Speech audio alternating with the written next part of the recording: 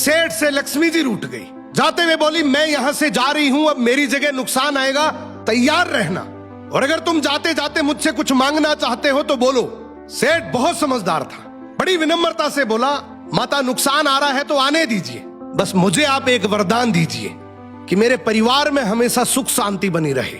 लक्ष्मी जी मुस्कुराई, तथास्तु कहा और वहां से चली गई। अब उस सेठ की 4 बहुएं थी।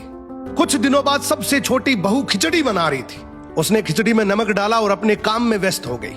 तभी दूसरी बहू आई और उसने खिचड़ी को बिना चखे ही और नमक डाल दिया और वो भी अपने काम में व्यस्त हो गई। ऐसे एक एक करते तीसरी और चौथी बाकी की 2 बहुएं भी आई, उन्होंने भी खिचड़ी को बिना चखे ही उसमें नमक डाल दिया।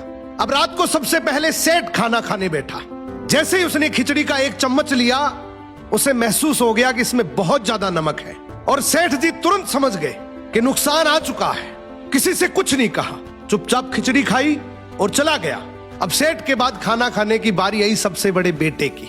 बेटे ने खिचड़ी का 1 निवाला लिया। उसने परिवार वालों से पूछा, पिताजी ने खाना खा लिया? उन्होंने कुछ कहा?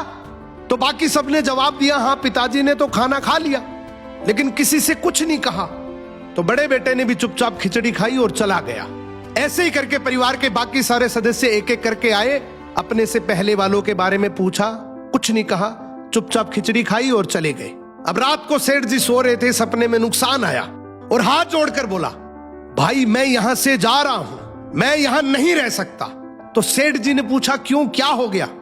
नुकसान बोला, तुम सबने मिलकर 1 किलो नमक खा लिया, पर मजाल है कोई किसी पर नहीं चिल्लाया, किसी ने गुस्सा नहीं किया, सब शांत रहे।